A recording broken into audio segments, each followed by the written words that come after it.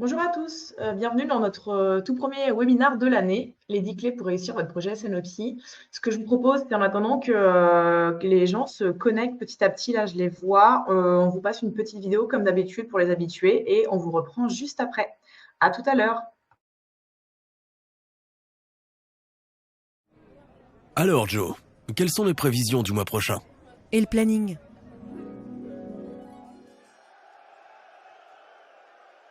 J'ai pas de dispo pour ma commande client. Tu me demandes trop d'approvisionnement en urgence. Ton stock coûte trop cher? Notre image de marque se dégrade à cause de toi. Allez Joe, relève-toi. Avec Colibri, on va t'aider. Ce n'est pas fini tant que la cloche n'a pas sonné. Fiabilisation des prévisions, classe ABC, dimensionnement des stocks de sécurité, passation des bonnes commandes au bon moment, best practice de planification, processus S&OP. Il y a de la dispo sur les produits stratégiques, à toi de jouer. On a décidé sur les 4 prochains mois les besoins d'appro. Vérifie aussi que tes fournisseurs respectent leurs délais. J'ai des stocks cohérents avec la stratégie S&OP validée. Notre image s'est améliorée grâce à moi. Je veux une augmentation.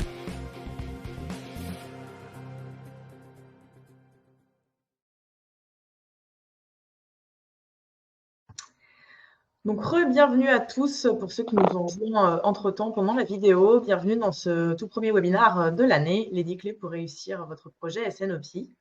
Donc, on va commencer ce webinaire. Avant toute chose, n'hésitez pas à poser vos questions pendant tout le temps du webinaire. On va essayer d'y répondre au fur et à mesure, mais dans tous les cas, on a du temps à la fin dédié pour répondre à ces questions. Donc, vraiment, n'hésitez pas à utiliser bien l'onglet questions en bas.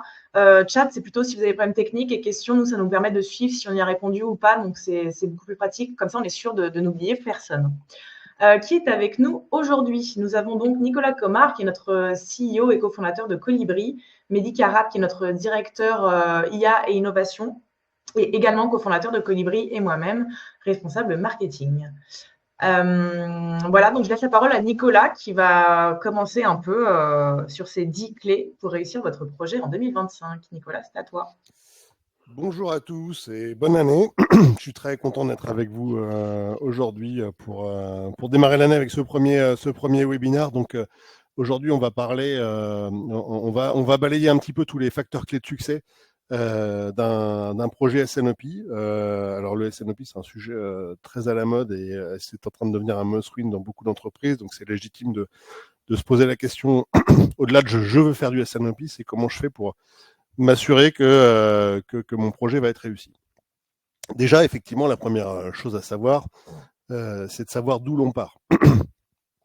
Donc, d'où on part, souvent, ce qu'on voit dans les projets SNOP, c'est qu'il y a un événement déclencheur. Je pense à tous les projets qu'on a fait. Je me rappelle l'un où c'est le DAF qui disait il y en a marre de ne pas maîtriser les stocks et de s'en rendre compte le jour de l'inventaire. Un directeur commercial qui dit qu'il y en a marre de ne pas pouvoir vendre les produits parce que les stocks ne sont pas sur les bons produits.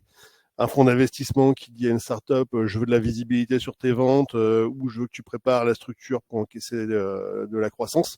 Donc on voit assez bien en général quel est l'événement déclencheur. Il peut venir de différents départements, pas nécessairement la supply chain. Et après, pour commencer à se dire voilà comment je veux faire le projet, il faut bien prendre en compte qu'un projet, en fonction des différentes circonstances, ne va pas être de la même nature ou géré de la même façon. Donc il faut se dire, il faut bien maîtriser quelle est ma taille, quelle est ma croissance, où j'en serai de ma taille, de ma croissance, de mes business units, de mes activités dans 2, 3, 4, 5 ans, sur quel marché je travaille, avec quelle équipe je vais faire le projet, quelles sont la maturité de mes équipes, est-ce que ce sont des ingénieurs, des data scientists, des approvisionneurs, des responsables de produits, des informaticiens. Et ainsi, vous aurez un état des lieux des bases qui va vous permettre de préparer un projet cohérent et réalisable. Et maintenant, ce qu'on va voir, c'est qu'une fois qu'on a fait cette première étape, on va se poser la question, une fois qu'on sait d'où on part, c'est où est-ce qu'on veut aller. Exactement. Très, très bonne question et très belle transition, Nicolas. Bonjour à tous. Merci d'être aussi nombreux pour ce webinaire. Donc, effectivement, une fois qu'on a défini d'où on partait, qu'on a fait le constat de la situation actuelle, il faut savoir où est-ce que l'on veut aller. Et l'idée fondatrice derrière ça, c'est de se dire que vous ne pourrez pas, même avec toute la bonne volonté du monde, tout le sponsorship du monde, mener tous les combats de front. Et donc, c'est de se définir, en fait, quelles sont les priorités que l'on souhaite atteindre dans l'organisation et dans l'entreprise. Donc, on recommande souvent de se dire, voilà, quels sont les combats que je veux mener pour pouvoir derrière en plus se dire, bah, une fois que j'ai défini mes priorités, comment est-ce que je mesure l'achievement, comment je mesure le fait d'avoir atteint les objectifs. Et donc généralement ça se traduit par des grandes problématiques, comme tu l'as dit Nicolas. Donc la question qu'on se pose, c'est quels sont les problèmes que l'on veut régler. Alors ces problèmes, ils peuvent être bien sûr multiples, hein, on n'est pas obligé de se focaliser sur une seule question. Par contre, ce qui est sûr, c'est que de vouloir adresser toutes les problématiques en même temps, c'est souvent un risque de dispersion. Donc les questions qu'on vous recommande et qu'on se pose, et souvent celles que vous voyez ici sont issues de notre grande expérience. C'est souvent la première chose, je veux avoir un processus plus robuste. Je pense qu'on est tous autour de la table virtuelle. On a connu des gens qui se disaient finalement les prévisions, je les fais qu'une fois tous les 3 mois, tous les 6 mois parce que c'est long. Mon processus, il est pas régulier. Donc voilà, augmenter la robustesse du processus, c'est une des problématiques que l'on peut répondre. La réduction des stocks, évidemment, également fait partie des sujets. J'ai trop de stocks et ça greffe mon BFR. L'augmentation des taux de service, je veux améliorer ma capacité à délivrer à mes clients, également mon cash flow. Je veux aussi augmenter la maturité de mes équipes. Je constate qu'aujourd'hui, mes équipes sont un peu trop dans l'opérationnel du fait qu'elles ne sont pas forcément outillées. Donc, voilà, ça fait partie aussi des éléments déclencheurs, comme tu les as appelés, Nicolas, du fait de vouloir faire un projet. Je veux qu'elles passent du temps sur des tâches à plus grande valeur ajoutée. D'autres cas aussi qui sont très régulièrement mis en avant, c'est la largeur de gamme. En fait, historiquement, notre société a créé de nouveaux produits pour répondre aux besoins du marché et on se retrouve avec une gamme de produits qui est trop importante et donc quid? Comment je gère cette augmentation de gamme? Comment je gère mon processus? Donc l'idée fondatrice, une fois que l'on sait d'où on vient, c'est de savoir où on veut aller et avoir des objectifs clairs, partagés, on va le voir après, mais d'avoir priorisé cela. Parce Oui, que si on ne sait pas où on veut aller, on et va forcément ça, ça permet également de se poser la question de quel sera le bon outil, on le verra plus tard, en fonction de la taille et où on veut aller, parce que des fois, quand on est sur une TPE, c'est peut-être mieux de faire du Excel. Quand on est dans un grand groupe, c'est peut-être mieux de faire des grosses solutions multi-BU, mais effectivement, où on veut aller, ça fait partie de ce chemin. Tout à fait. La réponse ne sera pas la même, effectivement. Le cheminement de projet ne sera pas le même. Donc là, une fois qu'on a fait ce constat, on va pouvoir se poser la question un petit peu de rentrer dans le détail de qu'est-ce qu'on a réellement besoin. Donc Bénédicte, je peux peut-être te laisser passer sur les fonctionnalités que l'on veut couvrir. Ouais, et donc, alors, c'est un grand débat depuis très longtemps de comment gérer la liste des fonctionnalités. Moi, j'ai vu beaucoup de projets. Où, par exemple, on a voulu aller trop loin, puis finalement, ça a pas fonctionné parce que à vouloir trop en faire, ça devient trop complexe. Euh, ce qu'on ce qu'on voit, alors c'est toujours bien de faire un cahier des charges avec la liste des fonctionnalités. Il y a 3 grands types de fonctionnalités à couvrir. Il y a les standards métiers, c'est-à-dire tout ce qui est de l'ordre du processus de la supply chain. Là, vous avez un exemple sur un processus de supply planning et de ce qu'on va couvrir, nous, par exemple, avec Colibri en standard, mais effectivement, import de données, correction d'historique, gestion de promotion, gestion de calendrier de planification, gestion de taille de lot, gestion de calcul de besoins, point de commande, etc. Donc il y a tous des standards du métier du SNOP qui est déjà bien listé. Et ça, c'est assez facile de trouver des listes prédéfinies. Après, il y a quelque chose qui est souvent important et oublié parce que souvent on dit on va faire des cahiers des charges standards et puis on oublie de passer sur les points de détail. Les points de détail ou les points détaillés avancés, c'est tout ce qui va être un peu spécifique ou clé dans votre processus. C'est-à-dire que parfois, il y a des entreprises, il y a des secteurs d'activité, il y a des marchés qui font que vous avez des pratiques qui sont très spécifiques à votre façon d'être ou à votre façon de faire. Et c'est des points là sur lesquels il est important de rentrer dans le détail et d'exiger des solutions que vous allez voir, de vous montrer comment ils vont gérer ces points-là, parce que c'est là-dessus que vous risquez d'avoir le plus d'écart. Et c'est des points qui parfois, comme on considère qu'ils sont un petit peu des points de détail ou des points spécifiques, on occulte un petit peu dans la consultation, on met de côté, et dans la phase projet, on peut se retrouver avec des écueils. comme ça. Donc c'est très important de regarder ça. Je prends un exemple. Dans les modules de prévision, on a une fonctionnalité avancée souvent qui est la substitution. Mais la substitution, tout le monde le fait, mais la substitution 1 pour n, n pour 1, n pour n, dans le passé, dans le présent, dans le futur, là, ça devient un petit peu plus complexe.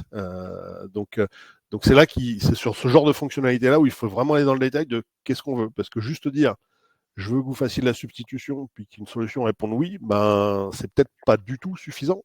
Et ça va peut-être devenir un point bloquant dans votre processus. Donc c'est à vous d'identifier quels sont les points bloquants potentiels.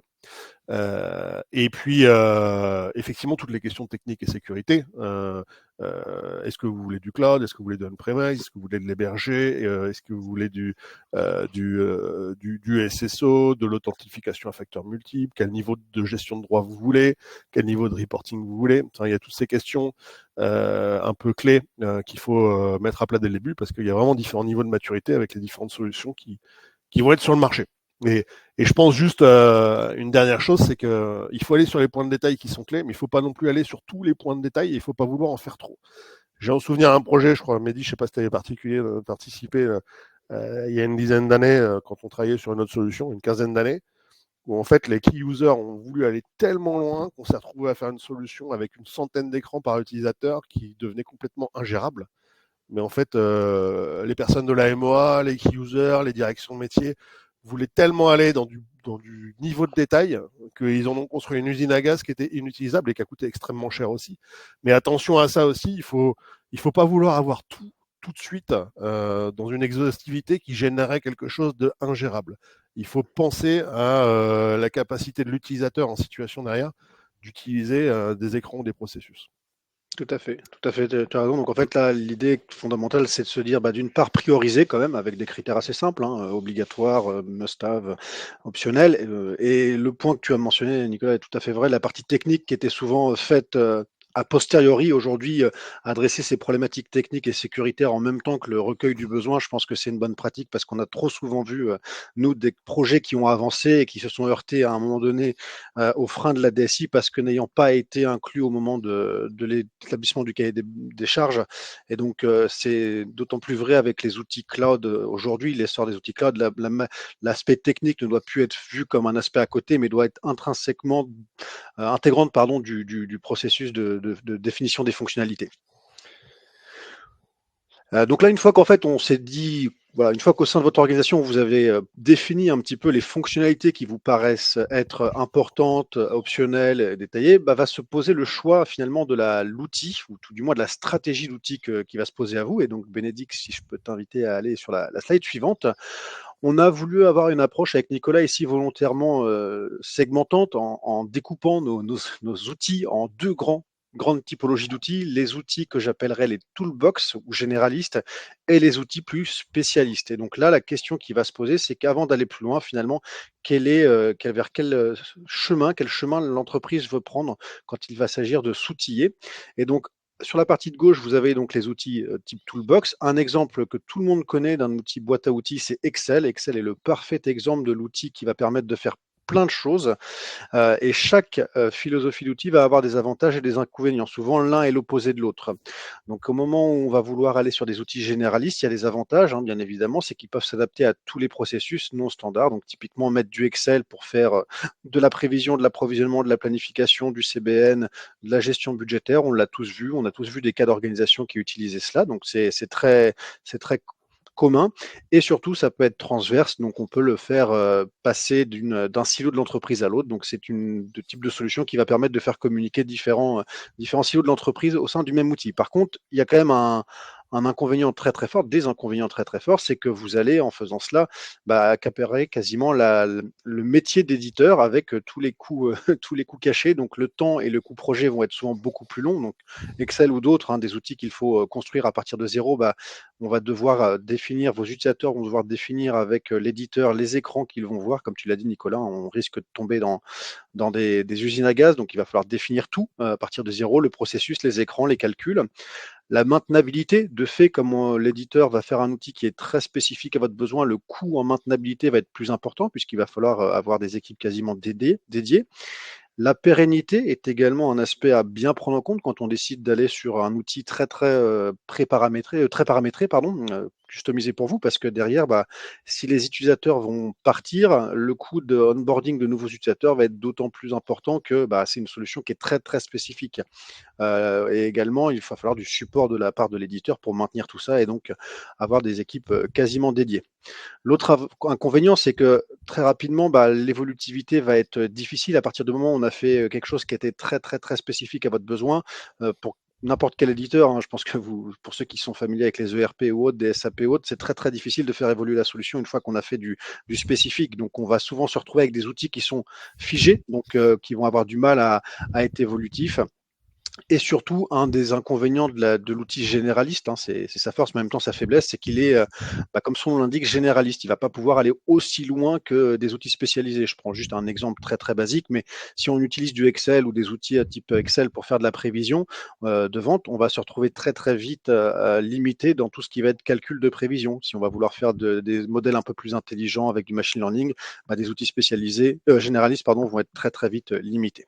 Donc, voilà, là, ça c'était la force et les faiblesses des outils généralistes. Et à l'opposition, donc les outils très spécialisés, dont Colibri fait partie, ça va être des avantages nombreux, la rapidité de mise en œuvre, puisque ce sont des outils dédiés à votre processus, une montée en maturité simple et complète. Donc voilà, les outils ont été pensés pour accompagner les utilisateurs dans les écrans, dans leur prise en main. La maintenance et le support sont également plus légers, puisque le principe des outils spécialistes, c'est qu'ils vont avoir un pool de clients qui vont utiliser le même outil, donc voilà, des génériques, des bonnes pratiques. Par essence, l'outil spécialiste a été fait pour répondre à des problématiques métiers, des problématiques très précises, donc il va généralement y répondre avec les bonnes pratiques. Voilà, je ne vais pas m'attarder trop longtemps dessus, mais également la communauté utilisateur, puisque ça aussi, c'est un point qui est très important, c'est que vous partagez tous le même outil, donc partageant le même outil, les mêmes fonctionnalités, il est beaucoup plus simple de faire communiquer des utilisateurs entre eux, puisqu'ils vont partager, même s'ils ne sont pas du même métier, ils vont partager les mêmes fonctionnalités. Là où ça devient très très compliqué avec des boîtes à outils, puisque chacun a fait sa sauce dans son coin, si je puis dire. Et bien évidemment, il y a quand même un revers de la médaille pour les outils spécialistes, c'est que mécaniquement, on va avoir moins de personnalisation que ce que l'on peut faire avec les outils type boîte à outils, mais parfois c'est un avantage. Oui, parfois quand on est dans des métiers qui sortent un petit peu des standards, ça peut être un avantage d'avoir un outil complètement personnalisé. Alors c'est pas la majorité des cas, mais il y en a. Je pense à des gens qu'on a vus dans la gestion de flux de déchets, retours, qui sont des processus un peu spécifiques. Pour revenir sur ce que disait Mehdi aussi, sur la partie montée en maturité, moi je me rappelle avoir discuté avec un directeur des opérations chez un de nos clients il y a quelques mois qui me disait ce qui est génial avec Colibri. On va parler de Colibri parce que c'est forcément l'outil qu'on connaît le mieux, mais c'est qu'on peut mettre des planificateurs, des approvisionneurs qui sont pas forcément des ingénieurs ou des gens qui sont certifiés à PIX. Et en fait, l'outil, comme il vient avec des processus SNOP, best practice, en fait, il va permettre aux gens de monter en compétences très vite et d'acquérir un premier niveau de maturité sans qu'on ait eu besoin de gérer par ailleurs, soit de recruter des experts, soit de les faire former. Et ça, c'est un vrai plus dans la rapidité de mise en situation opérationnelle des gens. Et puis effectivement, il y a aussi le fait qu'il y a beaucoup de volatilité sur les ressources aujourd'hui. Quand vous embauchez quelqu'un qui a déjà été formé aux utilisateurs sur Colibri, c'est très rapide de se mettre en place puisque les processus sont prédéfinis. Or, si on prend l'exemple du Toolbox, je prends Excel ou Anaplan, par exemple, deux outils Toolbox, d'un client à un autre, la configuration sera complètement différente et l'utilisateur que vous recrutez, s'il a déjà fait du Anaplan ailleurs, il ne saura pas forcément, ou pas du tout, gérer votre configuration. Donc voilà pour les petits compléments sur ce que Mehdi disait. Je pense qu'on peut passer au slide suivant. N'hésitez pas à poser des questions pendant la présentation si vous en avez. Il n'y a pas de problème. S'assurer d'une méthodologie projet maîtrisée. Alors c'est quelque chose qu'on maîtrise bien. Nous on est filiale du groupe Viséo qui est spécialiste en intégration et puis en projet d'intégration de solutions informatiques. Et puis Colibri, on existe depuis plus d'une dizaine d'années maintenant avec plus d'une centaine de projets réussis et on a essayé un petit peu de synthétiser ce qui nous paraît clé dans le fait que le projet aille jusqu'au bout. Déjà la première chose c'est dans la phase projet essayer de faire simple. On l'a un peu dit au début, mais ne cherchez pas à faire l'exhaustivité, lister l'exhaustivité des fonctionnalités, exiger que l'exhaustivité soit parfaite dès le départ parce que de toute façon c'est vrai pour tout le monde, hein, on apprend en marchant. C'est-à-dire que au fur et à mesure que vous allez avoir des écrans, que vous allez utiliser une solution, vous allez vous dire, ah bah mince, j'ai pas pensé à dire ça, j'aurais besoin de faire ça en plus. Ah ben mince, j'avais dit que ça c'était super important, puis je me rends compte qu'avec telle autre fonctionnalité, ben, c'est plus si nécessaire que ça. Et donc, il faut mieux viser l'agilité et un partenariat avec votre intégrateur, votre éditeur qui va permettre d'évoluer au cours du temps que de partir sur un mastoc cahier des charges sur lequel vous allez exiger contractuellement que tout soit fait de 0 à 100 parce que de toute façon, ça va bouger. Et puis même, votre métier bouge. C'est-à-dire que un projet, nous, les projets durent 3-4 mois, mais souvent, des projets, ça peut durer 6-10 mois. Mais si tous les 12 mois, vous faites une acquisition, vous lancez un nouveau marché, un nouveau produit, vos processus, ils vont changer et vous allez avoir besoin de choses différentes. Donc, faire simple pour viser l'efficacité, créer une version de l'outil qui va être claire et utilisable et qui pourra être enrichie dans le futur. Ça revient à la même chose. Après, il y a sur des projets comme ça, nous on fonctionne bien par méthodologie agile, mais c'est bien de définir des jalons et un planning et que chacun soit co-responsable entre l'intégrateur et puis le client sur respecter ces jalons. Quand est-ce qu'on fournit l'aspect technique, quand est-ce qu'on fournit les données de prototypage, quand est-ce qu'on fournit les user guides, tout ça, ça doit être clair dès le début. Et du coup, c'est assez facile à suivre. Hein. C'est très important de bien initier le projet dès le début, comme ça, on a une guideline sur laquelle on se fixe. Avoir un fort investissement des ressources. Hein. Il n'y a pas tant de ressources à avoir que ça. Hein. Il faut des key users qui sont les sachants du métier, et puis il faut de l'IT qui permettent de charger, d'interfacer les données. Et par contre, c'est vrai qu'on ne peut pas réussir un projet si on considère que ça va être un petit peu de leur sup par rapport au usual business. C'est pas des charges monumentales, mais si on les prend pas en compte, on a de grandes chances que ça fonctionne pas parce que les personnes ne peuvent pas empiler les tâches juste dans tous les sens. On a une bonne pratique qui est de mieux vaut 80% maintenant que 100% jamais, qui revient à faire simple et qu'on rappelle toujours pendant nos projets. Parce que quand on veut 100%, on n'arrive jamais à les finaliser. Respecter le périmètre initial pendant la phase du projet, ce qui est également une bonne practice. En tout cas, si le périmètre initial vient à changer, ça veut dire qu'il faut reprendre une discussion de direction générale pour orienter le projet, parce que ça peut avoir un impact assez déstabilisant pour l'ensemble de l'équipe projet. Avoir la disponibilité des ressources dédiées, ça c'est juste une répétition de l'investissement des ressources, hein. Elles ne peuvent pas être investies si elles ne sont pas disponibles. Et assurer de monter en compétences régulières des key users sur l'outil. C'est bien de ne pas avoir des projets en V et de ne pas attendre 6 mois pour avoir une version de l'outil sur laquelle on forme des key users. C'est bien de se rendre en compte tout au fur et à mesure du projet de quel va être comment dire, j'allais dire l'écueil, mais c'est pas tout à fait ça. Je le formule autrement.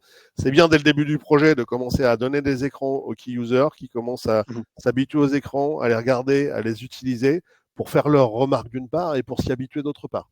Et ainsi, ça assure que tout au long du projet, on aura des échanges réguliers, puis des petites remarques qui font que, à la fin du projet, quand on va présenter les écrans finaux, il n'y aura pas de surprise.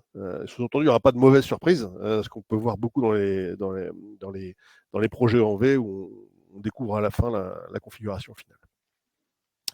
Voilà pour nos quelques bonnes practices projet sur comment bien mener son projet. Je pense qu'on peut passer au slide suivant. Tout à fait.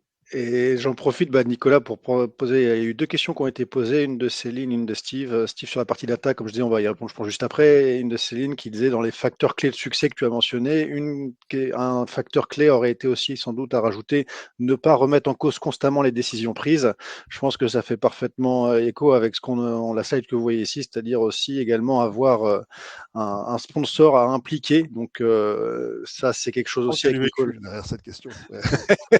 Effectivement. Mais oui, effectivement, si on remet, ça me fait penser à autre chose, c'est que dans un projet, on va avancer. Au début, on va faire une conception, puis après, on va faire des petits ateliers de travail. L'objectif, c'est de verrouiller les questions au fur et à mesure. Et c'est être capable de prendre les décisions d'une part, parce qu'on voit aussi des projets sur lesquels on fait un atelier, pas de décision, on va en refaire la semaine prochaine, mais pas de décision. Et puis effectivement, on va plutôt dans un sens et plutôt dans l'autre. Alors si toutes les semaines vous répétez des réunions sur les mêmes sujets, mais qu'il n'y a pas de décision, que les décisions changent en permanence, le projet il avance pas et puis les gens s'essoufflent. Et effectivement, remettre en cause les décisions, ça va également dans ce sens-là. Vaut mieux assumer une décision, y aller à fond, et puis après on fera évoluer. Mais je suis tout à fait d'accord avec vous, Céline. Effectivement. Et donc, l'idée, justement, fondatrice aussi, c'est d'avoir un sponsorship fort dans le projet. Donc, ça aussi, avec Nicolas, on l'a trop souvent vu, des projets qui ne se font pas ou qui ne démarrent même pas parce qu'à un moment donné, ce projet ne s'inscrit finalement pas dans la stratégie directrice de l'entreprise. Et donc, d'où l'importance d'avoir dès le début dans l'organisation un sponsor impliqué. Alors, ce sponsor, il peut avoir différentes casquettes, mais généralement, c'est quand même quelqu'un qui est au comité exécutif et qui va pouvoir proposer et pousser le projet. Donc, le point numéro un qui est nécessaire mais non suffisant, comme je le disais, c'est de s'assurer que la démarche que l'on va vouloir inscrire, celle du SNOP, celle de l'outil de prévision, de planification, s'inscrit dans la stratégie groupe et vise à améliorer des indicateurs partagés avec la direction. Ce sponsor va avoir aussi le rôle important d'être l'avocat du projet. C'est lui qui va être le porte-voix au sein du COMEX. Donc, c'est celui qui va permettre éventuellement de faire des arbitrages au sein de la direction.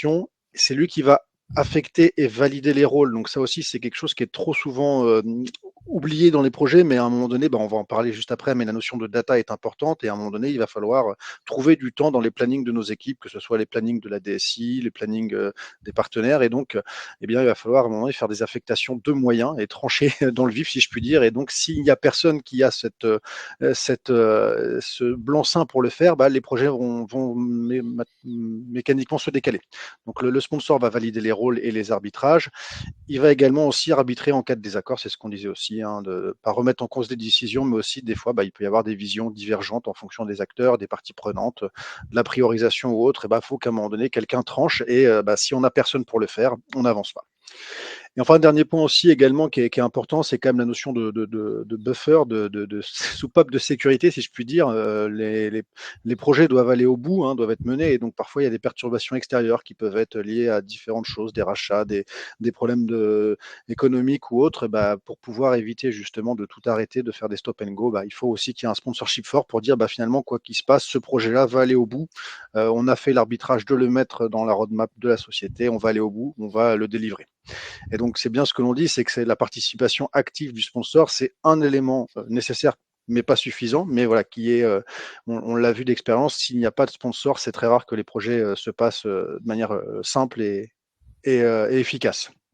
Je ne sais pas si Nicolas, tu veux rajouter quelque chose là-dessus? Non, alors souvent c'est le directeur supply chain, mais parfois ça peut être un ingénieur supply chain qui est un peu le bras droit du directeur supply chain. Parfois parfois ça peut être le DAF. Souvent c'est la personne qui va être le plus concernée directement. Donc si un des sujets c'est la maîtrise du stock par exemple, ça peut être le DAF qui est le sponsor et qui participe au copiles et qui s'assure que tout le monde va avancer pour que ce problème soit résolu.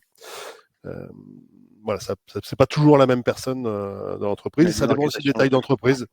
Dans des grandes entreprises, ça va plutôt être des directeurs de projet ou des chefs de projet à MOA, là où ça va plutôt être des responsables supply chain dans des PME, par exemple.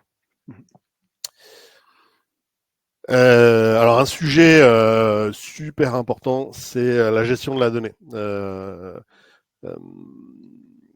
Il faut bien être conscient de quel est l'état initial de la fiabilité de la structure de vos données.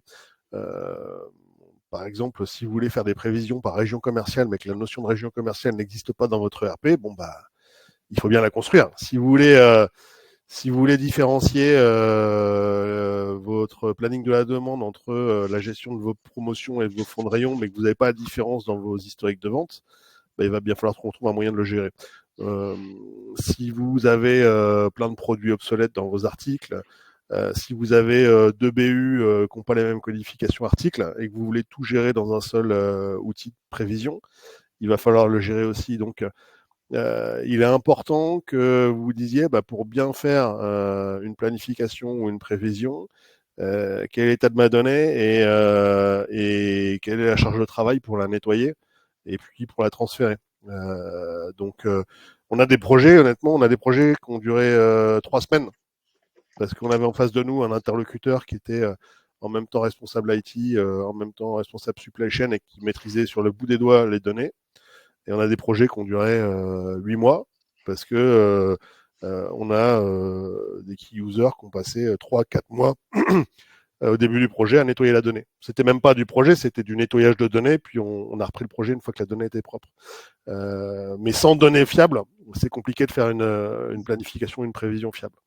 Donc bien prévoir le nettoyage des données nécessaires au projet, prévoir l'intégration des nouvelles données dans le système nécessaire au processus, ce que je viens d'aborder, être capable de mapper les flux pour avoir les données utilisables au niveau du processus. C'est-à-dire que vous, quand vous allez envoyer des articles, par exemple, on n'a pas besoin de tous les articles peut-être pour faire de la prévision, donc filtrer les articles qui ne sont pas nécessaires. Peut-être que l'article au niveau le plus bas, si vous êtes par exemple en référence, taille, coloris, conditionnement, on n'a peut-être pas besoin de ce niveau de détail pour faire de la planification, de la prévision, donc il va peut-être falloir agréger à une famille de produits. Il va peut-être falloir concaténer des champs pour mixer, j'en sais rien, moi, le code de la famille produit avec le nom de la BU. Donc il y a tout un travail à faire pour mettre la donnée dans la forme dont vous avez besoin pour faire de la planification qui va être à faire. Donc la question qu'il faut vous poser, c'est est-ce que vous êtes capable de réaliser ce travail et de planifier la charge sur les ressources techniques pour le faire. Nous aussi, maintenant, on fournit un service qui permet de faire ce travail-là pour vous, si vous avez besoin d'aide sur le sujet, parce qu'il y a beaucoup de PME pour qui c'est compliqué de réaliser ça. Être en mesure de vérifier que l'outil SNOP dispose de toutes les données au bon endroit, c'est ce qu'on disait. Avoir une organisation de votre côté qui permet de faire évoluer les flux de données intersystèmes. Je l'ai abordé également, et effectivement, on va le dire, c'est quand même beaucoup plus facile quand on a un ERP utilisé et solide quand on commence le projet, même si c'est un petit ERP, on a vu quelques cas avec notamment des PME qui disent bon, on n'a pas encore d'ERP, on a les données un peu à gauche, à droite sur Excel et dans des outils BI et dans des data warehouse et dans des point of sales. Est-ce qu'on peut faire un projet Colibri? On l'a fait, mais c'est quand même beaucoup plus compliqué parce que les données elles sont éclatées et elles ne sont pas structurées. Et donc là, la fiabilité de la donnée est très mise en question. Donc on recommande, dans la mesure du possible, d'avoir déjà mis en place l'ERP avant de mettre en place un outil de planification. Et, tout à fait. Et pour rebondir sur la question que Steve nous posait, effectivement, comme tu as dit, Nicolas, une fois que les données sont dans l'ERP, l'idée c'est que automatiquement l'outil SNOP vienne s'alimenter des données de l'ERP en automatique et qu'il n'y ait pas de rechargement manuel à chaque fois. Donc mettre en place la donnée structurée dans un ERP, par exemple, et derrière créer des passerelles qui vont mécaniquement et automatiquement charger les données sans intervention humaine pour pouvoir faire en sorte que le processus soit le plus robuste. Désolé, je t'ai coupé pour répondre à la question que Steve a posée. Je vois la question de Margarita, j'ai pas compris la question. Est-ce que vous faites la réduction des coûts de démarrage? C'est parce que tu as mentionné le cas du client chez qui on a pu faire le projet en 3 mois, et donc je pense que la question de Margarita était un peu taquine et de se dire si on fait 3 semaines, pardon, si on fait 3 semaines, est-ce que le coût projet est plus rapide? Est-ce qu'il est corrélé à la durée du projet? Alors, nous, par expérience, on sait que les projets durent entre 3 et 4 mois, avec sur une taille d'entreprise moyenne, avec les fonctionnalités standards et avec des interlocuteurs habituels. Donc, on a un package fixe price, mais il arrive parfois qu'on ait des interlocuteurs qui nous disent je maîtrise sur le bout des doigts les données, c'est moi qui fais les interfaces, je sais exactement ce que je veux, je suis disponible full time pour faire le projet. Dans ces cas-là, on peut passer sur un mode un peu régie en disant on essaye de casser les coûts. C'est pas impossible. Si on a un maximum d'efficacité et de prise en charge de tâches côté client, on peut toujours négocier, bien sûr. Ce qu'on voit quand même, c'est que dans 80% des cas, on a besoin de 3 à 4 mois de projet et notre package standard de projet, il est juste.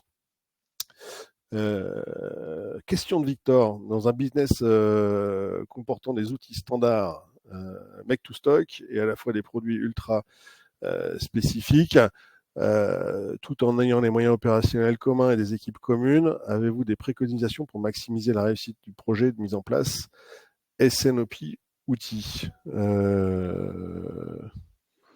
Je réfléchis à voix haute.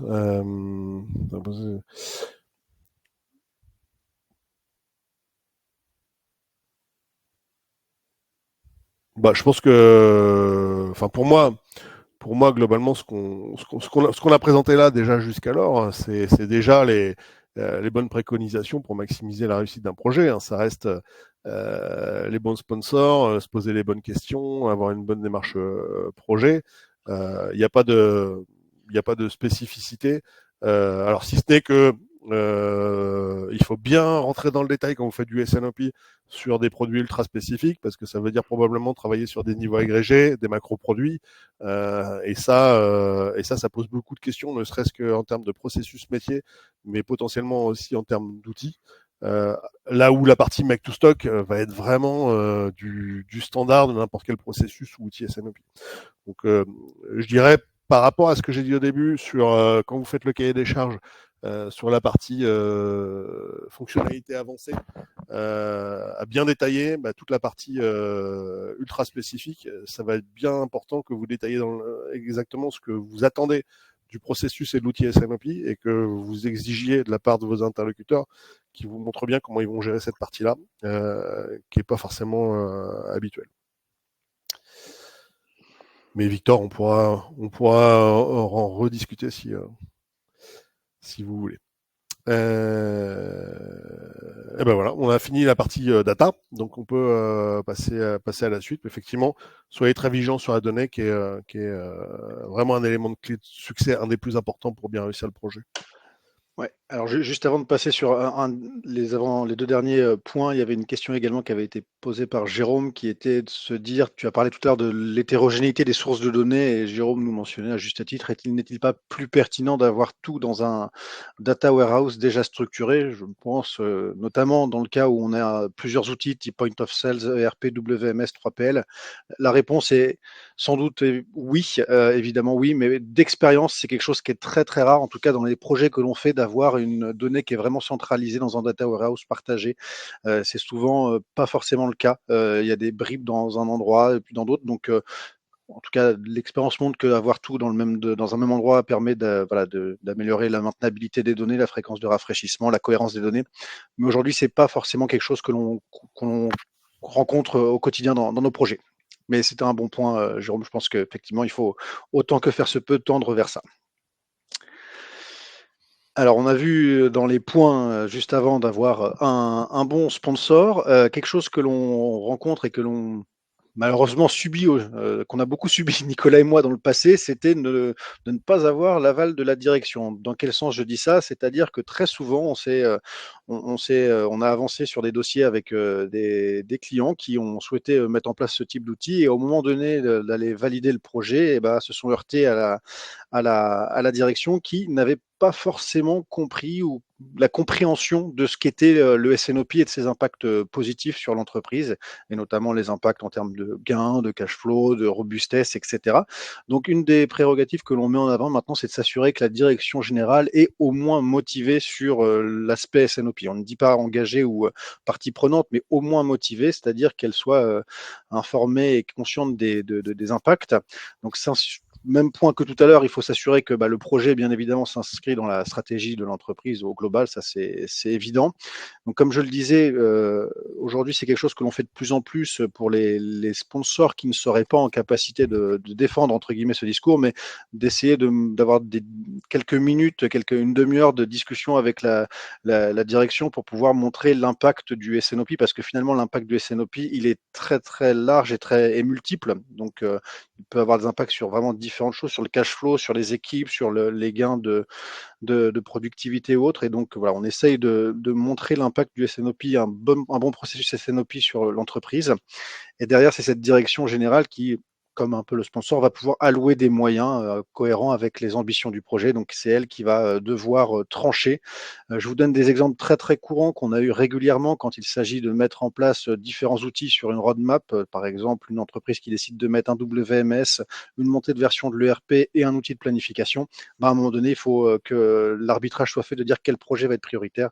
Et ça passe souvent par la direction générale qui va décider. Et donc, c'est important que cet outil SNOP soit intégré dans la stratégie d'entreprise, et ça va permettre également de mettre en valeur le projet au sein de toute l'entreprise.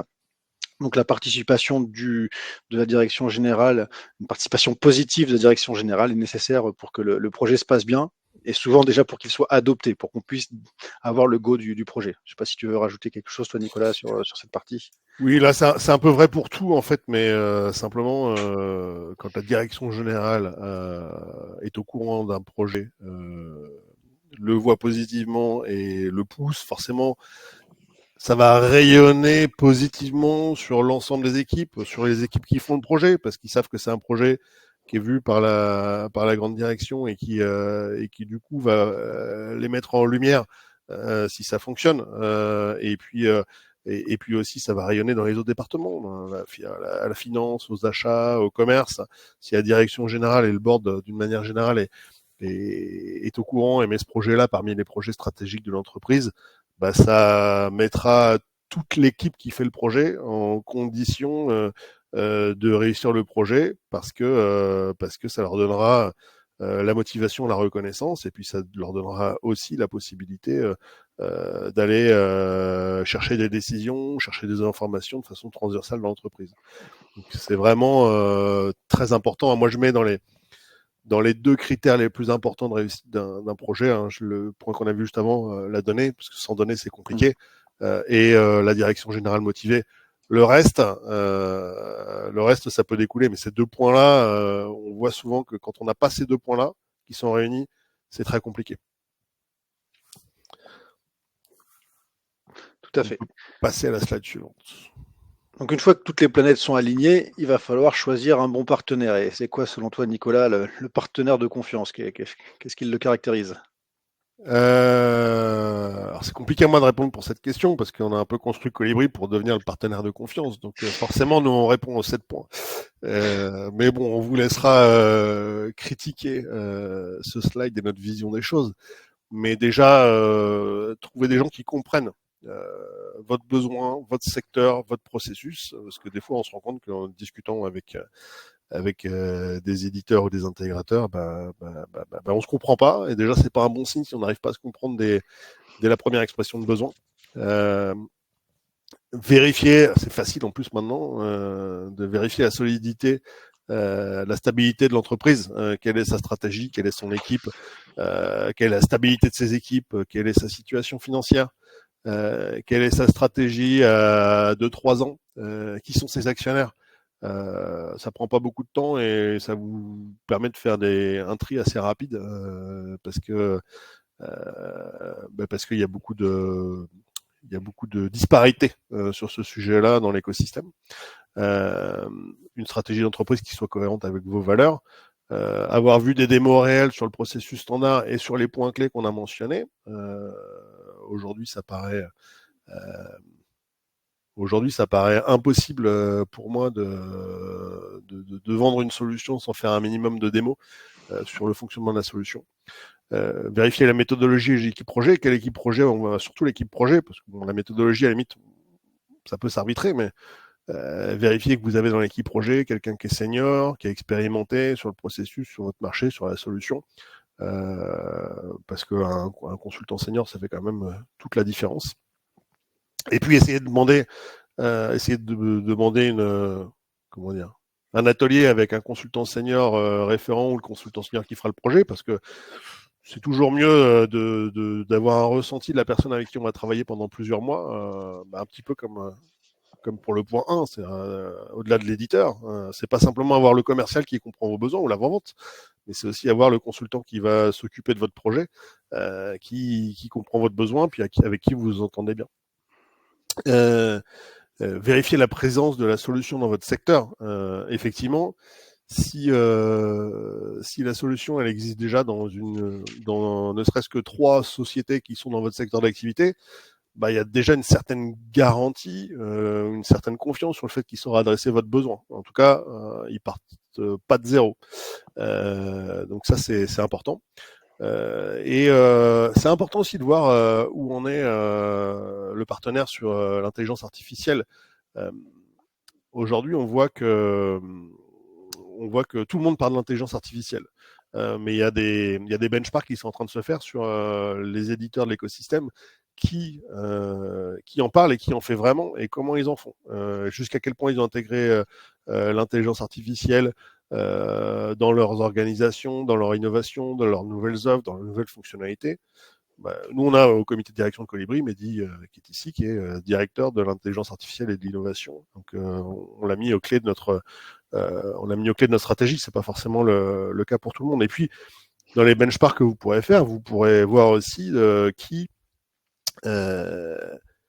qui investit comment sur l'intelligence artificielle. Ce qu'on voit aujourd'hui, c'est que les éditeurs qui sont très historiques, notamment ceux qui sont encore en train de faire la transition vers la cloudification, transition vers le cloud en partant du on-premise, ils ont déjà investi beaucoup d'argent sur lesquels ils n'ont pas encore forcément eu le retour sur investissement.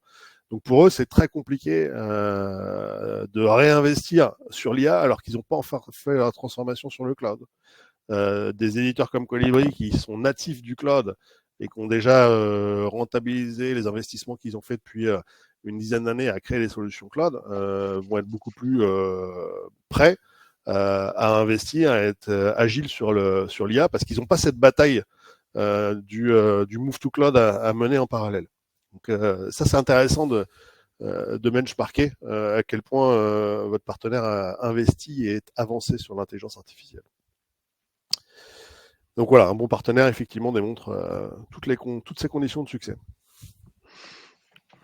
T'as raison, effectivement, il y a peut-être aussi un aspect dans le point 2 qui est quand même important et on ne s'en rendait pas forcément compte il y a 4, 5 ans ou 3 ans parce que les indicateurs macroéconomiques étaient ce qu'ils étaient, mais pour vous donner un chiffre, il y a eu 5,6% des startups qui ont mis la clé sous la porte l'année dernière, des startups qui avaient moins de 5 ans, donc c'est quelque chose qui, il y a quelques années, finalement, était peu commun, hein, pour les compter sur les doigts d'une main. Maintenant, c'est devenu quelque chose de très, très régulier, malheureusement.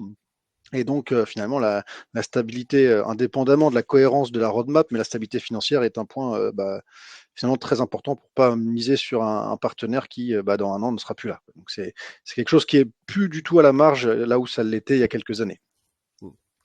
On a une question de Céline qui est que faites-vous si vous vous rendez compte que l'entreprise manque de maturité et que l'équipe est trop jeune? Donc, dans ces cas-là, en gros, la meilleure solution, c'est quand même de temporiser. Hein, ça nous arrive de le faire, hein, de temporiser. Souvent, on s'en rend compte très vite. En fait, on a les premières discussions avec le directeur supply chain et quelques key users, et puis on se rend compte dans les questions qu'on pose qu'il y a un manque de maturité et même de lui-même, le directeur supply chain souvent se rend compte que son équipe ou lui-même ou son organisation n'est pas prêt. Et donc, il va s'orienter souvent à demander, alors soit faire des formations à ses key users pour qu'ils acquièrent un premier niveau de maturité, soit se faire accompagner par un cabinet de conseil spécialisé en supply chain pour venir définir le bon processus et puis commencer à le mettre en place, peut-être avec des prototypes sur Excel pour commencer, jusqu'au moment où on est suffisamment confiant sur le processus et qu'on peut switcher vers un Colibri.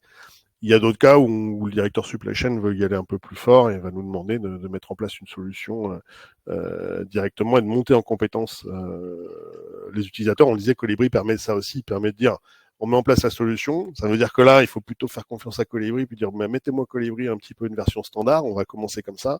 On va mettre les utilisateurs dessus. On va les accompagner assez fortement. Nous, avec un support plus, on va dire. Et puis, on va les faire monter en compétence par la solution. Donc voilà, 2 solutions. Soit vous faites monter en compétence par le conseil ou par la formation en amont, avec du prototypage Excel, soit on met en place la solution, une première version dont on sait qu'on la fera évoluer plus tard, mais en demandant à Colibri de faire monter en compétence l'équipe. Donc on a les deux possibilités. La plus utilisée, la première quand même, c'est de faire monter tranquillement en compétence l'équipe avant de mettre en place une solution comme Colibri. Mais bon, ça peut dépendre de la stratégie de l'entreprise.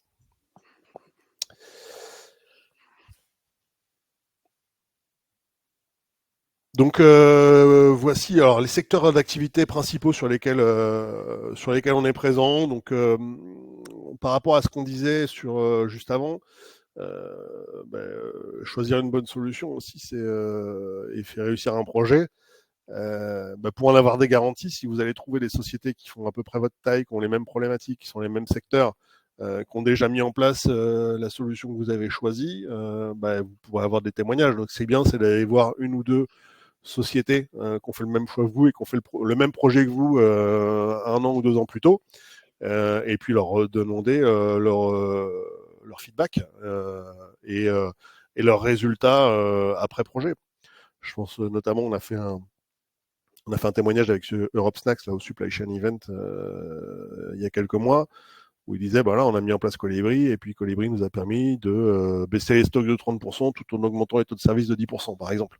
Quand vous avez ce genre de témoignage-là, et que vous pouvez parler avec les gens qui ont fait le projet, puis qui ont vécu le retour sur investissement ou les gains financiers post-projet, tout de suite, ça va vous rassurer, ou vous dire, tiens, le témoignage montre que le projet c'est compliqué, c'est peut-être pas pour nous, on n'est peut-être pas prêt. Enfin, ça va répondre à vos questions de façon assez précise en général.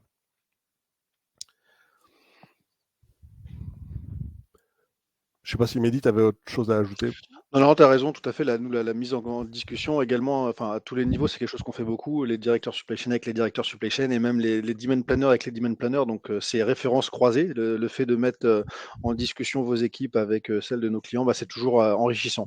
Pour eux, des fois se dire que malheureusement on n'est pas prêt, mais la plupart du temps pour anticiper des problématiques communes, ou de se dire tiens, comment vous avez fait ça dans le projet, pour éviter un peu les choses trappes. Donc ça n'a que du bon de mettre en relation, de discuter avec des pairs sur l'implémentation des solutions. Très bien, merci tout le monde en tout cas pour votre attention. Donc on a fait le tour des 10 recommandations pour bien réussir un projet.